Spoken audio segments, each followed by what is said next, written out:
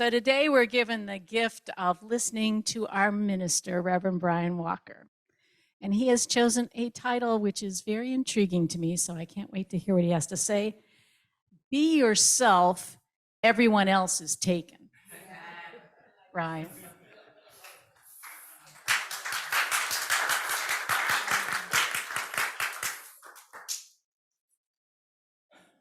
Thank you, Rita. Good morning. So I want to start by sharing that my son-in-law, Shane, had his surgery on Monday. 6 hours of open heart surgery at Stanford. Yeah, that's what I said too. Anyway, so the surgery went very well. He is recovering. He was in ICU for a few days, and now he's back out on the floor and has most of the lines that have been in his various parts of his body out, and he's up moving around. So hopefully he'll be coming home within the next couple of days or so. So yeah, so thank you all for all of your prayers and good thoughts and well wishes. It definitely did not happen fast enough for my daughter, who was up there the whole time and wanting people to come on, where's the team? Where, so he got moved. So for those of you, you might recall, this was scheduled, last month, and it got postponed because they had no beds because they did all those open heart surgeries. Well, when he was ready to be discharged from ICU, they had no beds. So he stayed in ICU, and they finally did move him on another day after that at 1 a.m. So you can get the picture, there's a whole chain here, and we need to keep everything going. Anyway, so it's all good.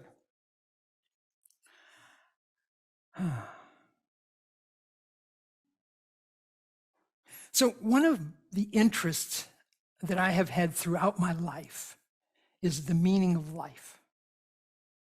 Now, when I was growing up, I probably didn't think about it too much, but when I got to adolescence, particularly when I was kind of struggling with my Catholicism and what that meant for me, I wondered, why are we here? And so I came across this cartoon that I like, and I want to share this with you.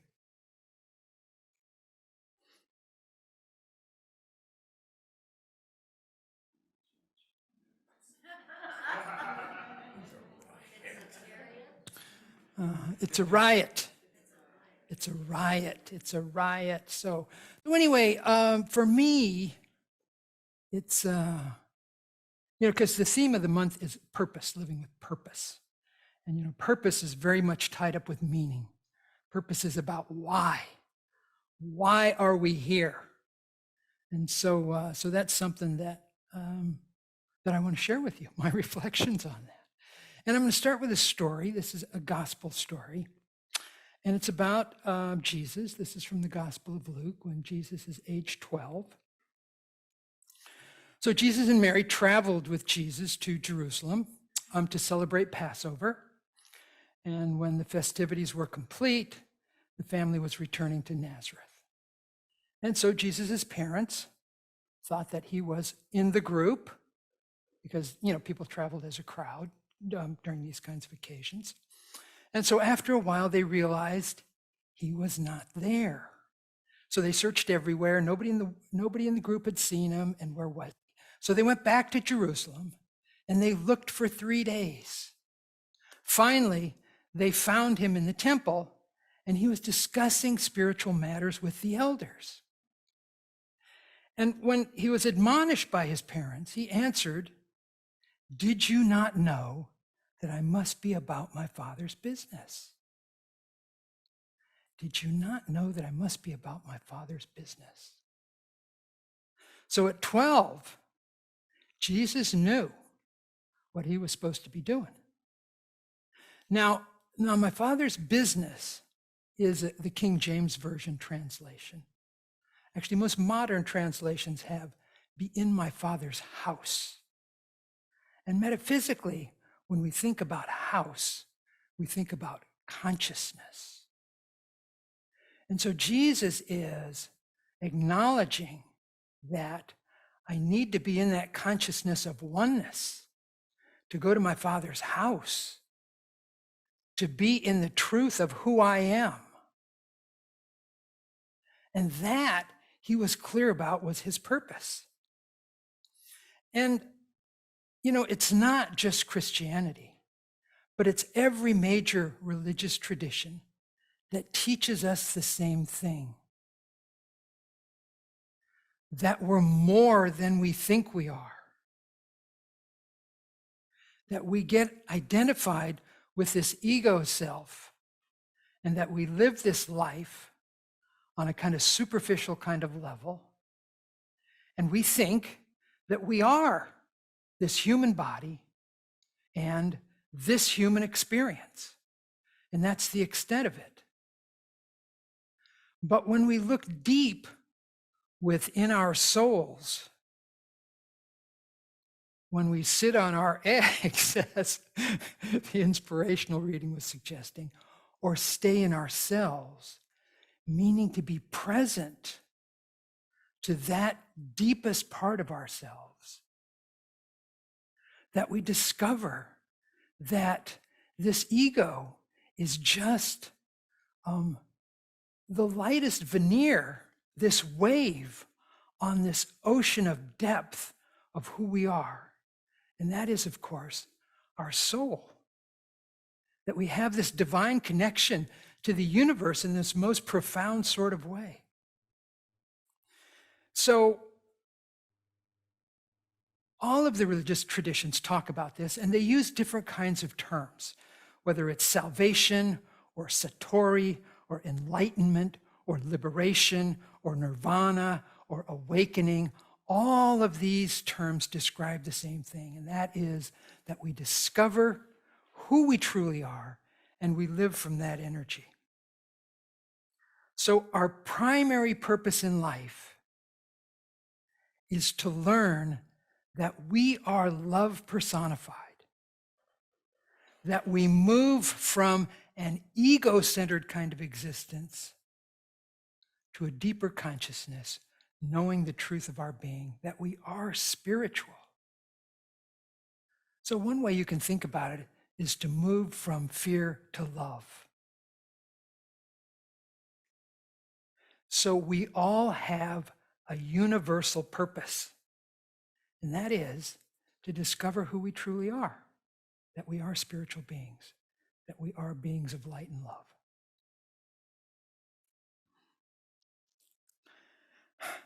But there's more to the story than that.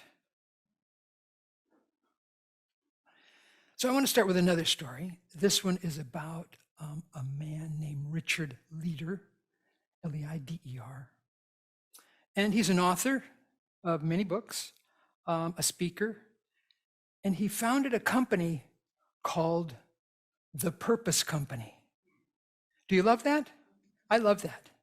The Purpose Company, because he knows what his purpose is. So anyway, the way that Richard describes it is, he leads safaris, African safaris. And to do that, he has become well acquainted and spent many years with a hunter-gatherer tribe in Africa called the Hadza. And he says that they have taught him about the things that are really important in life. So one night, when he was out on one of these safaris, he's sitting around the campfire with these group of Hadza elders. And one of them, the eldest, named Kapala, asks him, "Richard, do you know the two most important days of your life?" And so Richard says, "Well, yes, of course, birth and death." And he writes that Kapala laughed at him and said, "You've got one of them right, birth. But the second most important day of your life is when you discover why you were born." And for Richard Leder, he says, that says so much about what my life has been directed toward, about living with purpose and about sharing that with other people, how they can find their purpose. And he says that it's not just for special people. Sometimes we think that. They're lucky. They have purpose. Poor me. Where do I get purpose? You know? Well, it's for everybody. It's not just something special. Now, some people, like Jesus and the Buddha and some of that group, they may know early on. And it may take some of us a little while longer to find it out. But we all have it because we all have unique gifts to share. All of us, everybody. So our second principle today says that, you know, we all have the Christ and we're all inherently good people and we all have unique gifts to share. So it's something, our purpose is something that we may have to work to discover. We may have to put some effort into it and some energy. And it may evolve over time.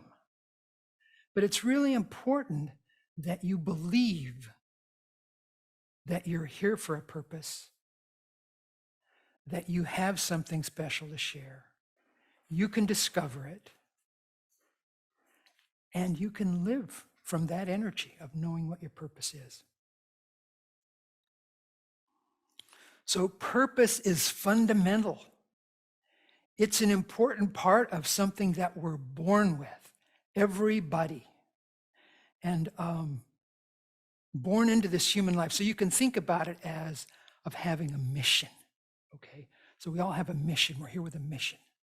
And so what is a mission about? It's an important assignment. Now, it's easy to get confused about this idea of importance because it's not important from the human sense of the word. It's important from the divine energy. And that is, it's not that we have to be Mother Teresa or Albert Schweitzer. It's just that we have to honor our own soul's journey. That's all you have to do. Very simple, right? Well, let me give you a quote from E.E. Cummings. And I'm sure some of you are familiar with E.E. Cummings, who's a poet who liked doing things that were not conventional. So he says this: to be nobody but yourself in a world which is doing its best night and day to make you everybody else means to fight the hardest battle which any human being can fight. You know, we are social animals, and so we have all this pressure to conform. And that pressure is really very powerful. So to really get in touch with who you are and to really express your true nature is a bit of a challenge. Anybody had that challenge? So for me, learning to color outside the lines has been a really important part of my spiritual journey, my soul's journey. And I haven't mastered it yet, but yeah, we're working on it. More to come on that. So I want to also read you what Eric Butterworth has to say about our soul's journey. He says, you are a unique expression of the creative energy of the universe. You are an original, and the divine in you has one desire: to express expansively and creatively its uniqueness. This is your spiritual destiny. Your spiritual destiny is to honor and live out your soul's journey. Now, there's another reason why that's kind of challenging, and that is because our souls are aligned more with our hearts than our heads. And in this culture, we really value what we think and a rational kind of proof. But our souls are tuned into the universe in a much broader kind of way and really a more of a heart-centered kind of way. So here I have a quote for that too. It's Rumi. Rumi says, the soul has been given its own ears to hear things the mind does not understand. So to align ourselves with that spiritual guidance that is always available to us, that is letting us know about the path that we're on for each of our own soul's journeys, it's really important to get attuned to. And that's what, metaphorically being in our cell is, doing our spiritual practice is, to really say, yes, I'm intending to honor that journey, and I'm listening for it with my heart and with my whole being.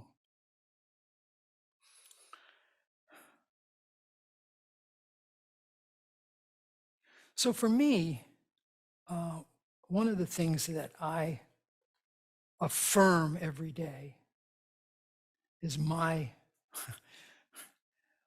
soul's journey, and that is that I joyously consecrate and dedicate myself to the will and the work of Jesus the Christ. I joyously consecrate and dedicate myself to the will and the work of Jesus the Christ. So what's the will? The will is to be surrendered, okay? So that, the ego's not in charge. My divine guidance is in charge. That's my intention. So what's the work? The work is to love God with your heart and mind and soul, and to love your neighbor as yourself. It's not that hard to figure out. Challenging to practice, though. There's the rub. So, in addition to having a universal purpose that each one of us has, the same, to discover that we are divine, we have an individual purpose, and that is our mission that we're born with, that we express as our honoring our soul's journey, and that we give our gift. So it's important to realize that a life purpose comes not because we receive something for ourselves, but because we give something of ourselves. Very important. Okay, now the next part of the story is about my journey, which many of you know a great deal about already, so I'll skip a lot of the particulars and get right to the heart of it. So during my midlife crisis, I found unity and started taking classes and learning about New Thought and about mysticism and opening my heart, which was the big step of really embracing the world and opening my heart. And it led to the realization of a new reality, a greater reality than I had experienced before. So this reality was shocking. It was that there is a greater universe that is available to me that let me know that the experience that I had before was really very limited. And that when I opened my heart to the universe in a way that said, yes, I want to know, well, actually it was more like, is anybody out there? Please, if you are, get in touch with me now. And that worked because I started getting these messages with directions that I didn't want to hear. So I want to share with you what one of those messages was about. You know, our poet laureate, Unity's poet laureate, James Dillip Freeman, has written many poems, but he wrote one called Every Man a Minister. Now, he wrote this some time ago, and if he were to write it today, I'm sure he would write Every Person a Minister. But we'll just forgive him for that. What does it mean to be a minister? It means to make yourself small so that others may feel large. It means to make yourself a servant so that others may feel their mastery. It means to give so that those who lack may receive. It means to give those, it means to love so that those who feel unloved may have someone who never rejects them, someone with whom they can always identify themselves. It means to offer your help to those who ask and deserve it, and to those who don't ask and don't deserve it. It means always to be there when you're needed, yet never to press yourself on another when you're not wanted.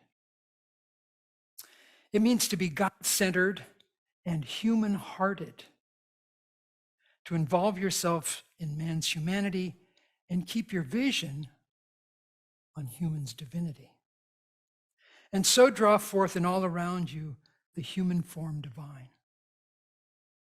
It means to share in the great moments of men's lives, in birth and sickness, in marriage and death, and at all of these times, whether in crisis or of celebration, to bring comfort and a blessing, and above all, a sense of presence that sometimes we cannot see, and meaning that we often overlook. This is what it means to be a minister of God and a minister to man. So that moved me. And I got that calling. So I went to Unity Village and enrolled in the ministerial program, blah, blah, blah. And I lived there for 8 years, and during all of that time, as you all know, I worked at Silent Unity. And so I want to share with you some of my experiences of having been there. Now, in the prayer ministry, we had a belief that you got the callers, the prayer requests that were special for you. Kind of like the law of attraction thing, you know what I mean? And so that is, of course, a blessing and a curse. And the callers that I received frequently had prayers of forgiveness. So this is the prayer that I prayed. You are enfolded in God's grace. God's Spirit within you blesses you with grace upon grace, mercy upon mercy, love upon love.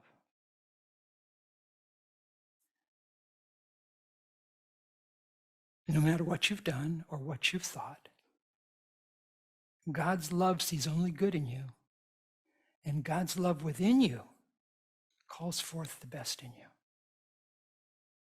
You are filled with the awareness that God's love is eternal and knows no end.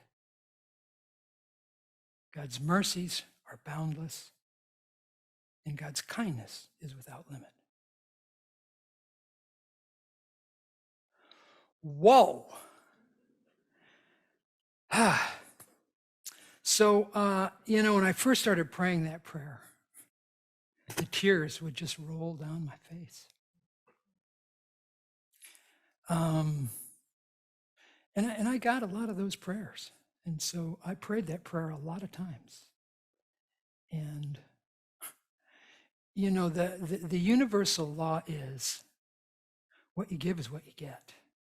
And so you can't do something for somebody and not be blessed by it. And I was, because I healed and I forgave myself and my mother. and anybody else in my life that I needed to forgive.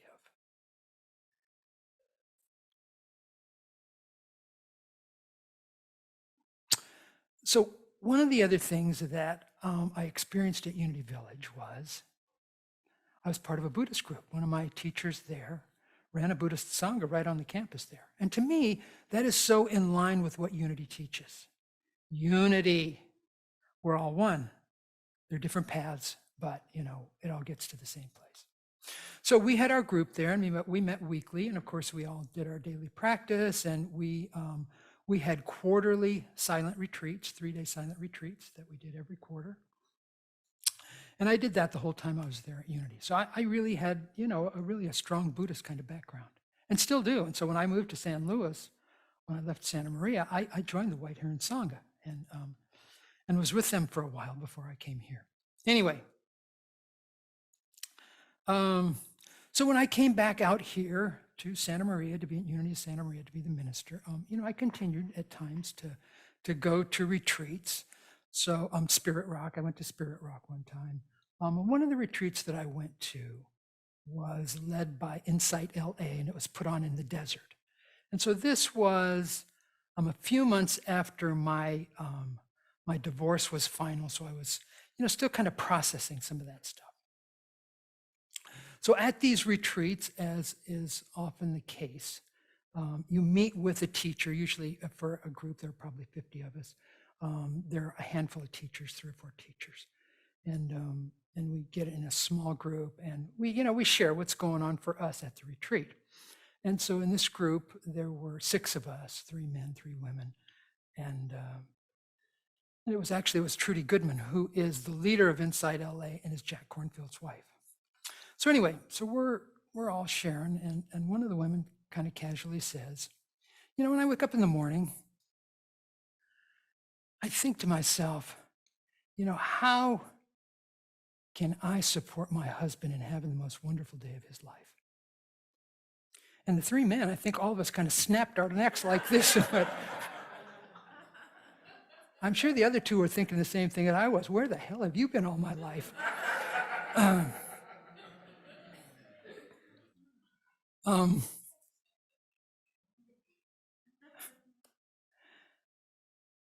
And so that was a kind of an awakening for me in a way,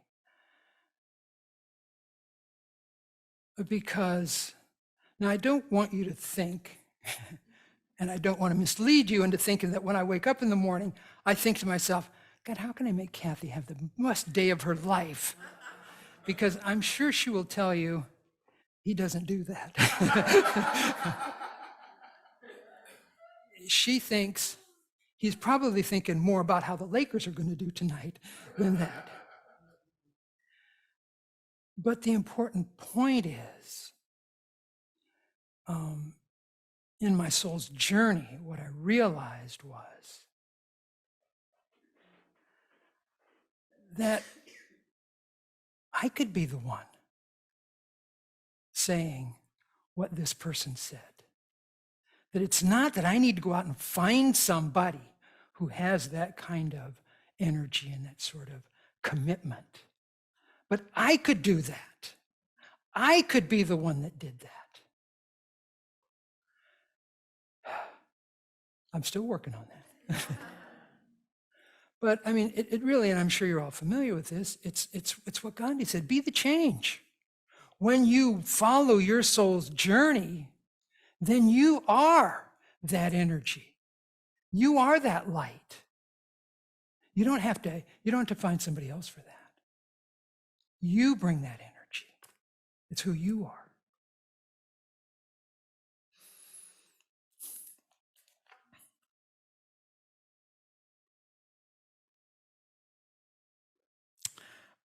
I do get credit for one thing here, though.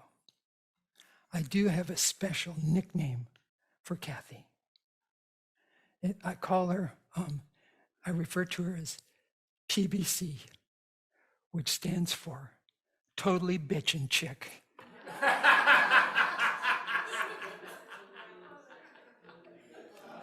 And that's almost as good as waking up in the morning and thinking, how can I make her have the most wonderful day of her life?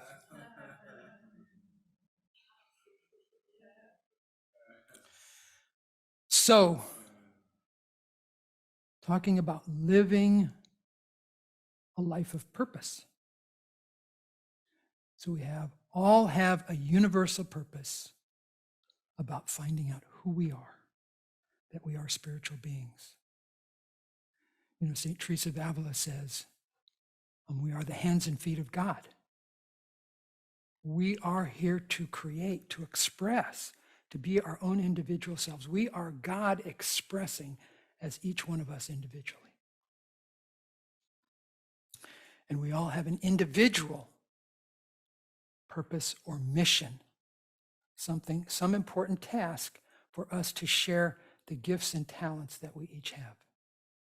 And that is your gift to the universe. And it's what makes this place heaven, because you fit right in and you do your part.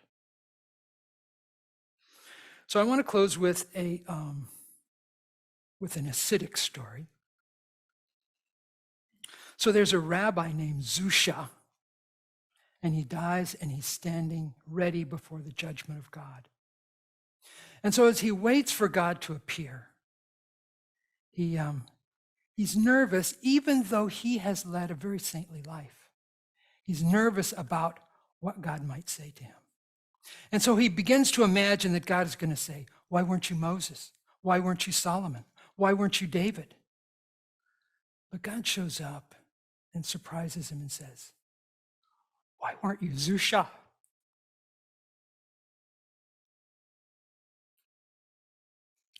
Jung says the privilege of a lifetime is to become who you truly are. So friends, I tell you, be yourself. Everybody else is already taken. Bless you.